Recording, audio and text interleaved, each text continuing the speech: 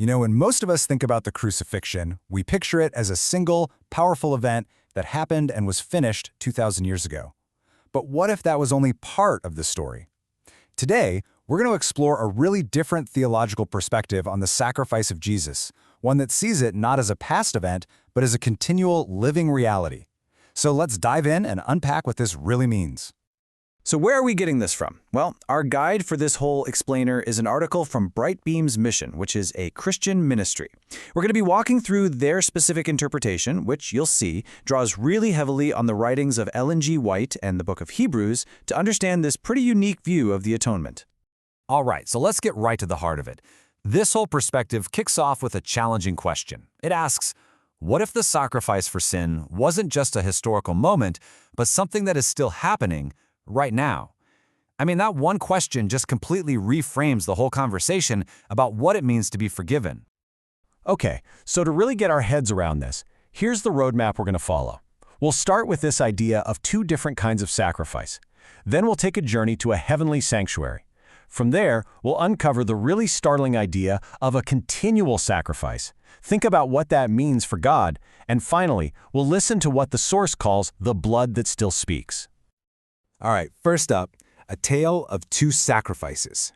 The whole foundation of this viewpoint is that the cross wasn't the complete picture of forgiveness.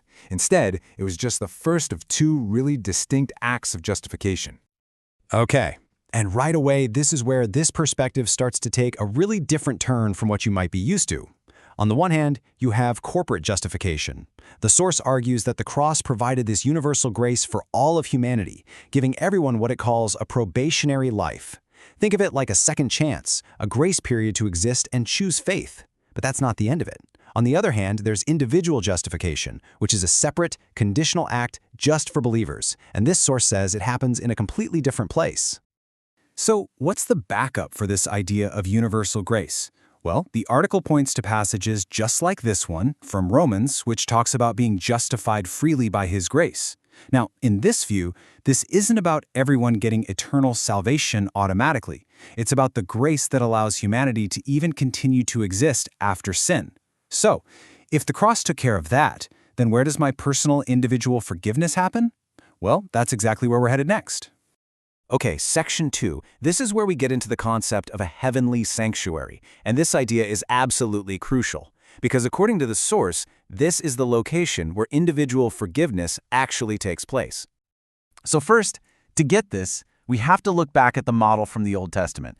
The book of Hebrews describes the earthly priest going into the sanctuary once a year with a blood sacrifice to cover sins. This physical act was meant to be a pattern, a type of what was to come. But then, and this is where it gets really fascinating, the same chapter in Hebrews contrasts that earthly priest's work with Christ's. It says he entered a greater and more perfect tabernacle, not one on earth, but a heavenly one. And he did it with his own blood, a better sacrifice to obtain eternal redemption for us. All right, so here's the absolute key to this whole idea. It's this mechanism of transfer. The source, quoting E.G. White, argues this isn't just symbolic anymore. The sins of a repentant believer are transferred, in fact, to the heavenly sanctuary, where they are recorded, waiting to be dealt with by Christ in his role as the high priest. And that, my friends, brings us to what is easily the most radical, maybe even startling part of this whole teaching. If sins are constantly being transferred to this heavenly place, how exactly are they covered? Get ready for this. Here's the first big claim from the source material.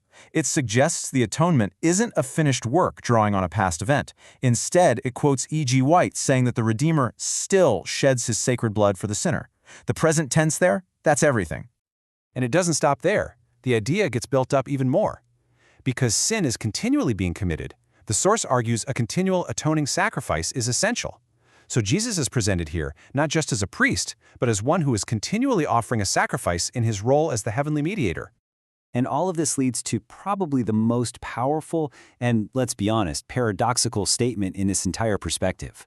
Christ so immortalizes Calvary that though he liveth unto God, he dies continually.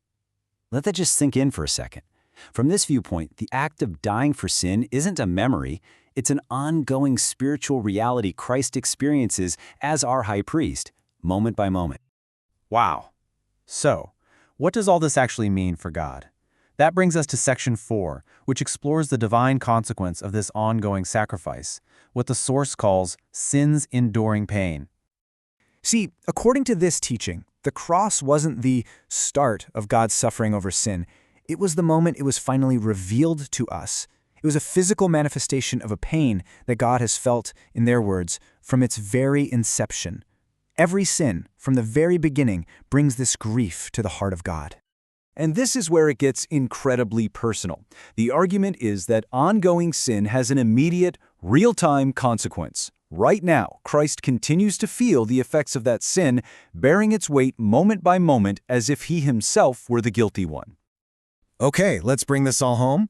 In our final section, we're going to see how this connects directly back to the individual believer. It's titled, The Blood That Still Speaks. The source points us back to the book of Hebrews, which talks about believers coming to the blood of sprinkling that speaketh. The key words there are speaketh and from heaven. In this view, the sacrifice is not a silent historical fact. It's a living, active voice communicating from the heavenly sanctuary right now. And this slide really lays out the parallel they're drawing. On one side, you have Christ's constant work, presenting his own blood each moment before the mercy seat, the place of atonement. And on the other side, well, that's the believer's part, to be engaged in a work of a like character, which suggests a life of constant awareness and connection to Christ's ongoing sacrifice. So, we end up right back where we started, but with a whole new perspective. The view laid out in this source presents this radical reframing of the atonement, from a finished historical event to a dynamic, continuous process. So I'll leave you with this to think about. If the sacrifice for sin is a constant, living reality, how does that change the very meaning of forgiveness and the nature of our relationship with the divine?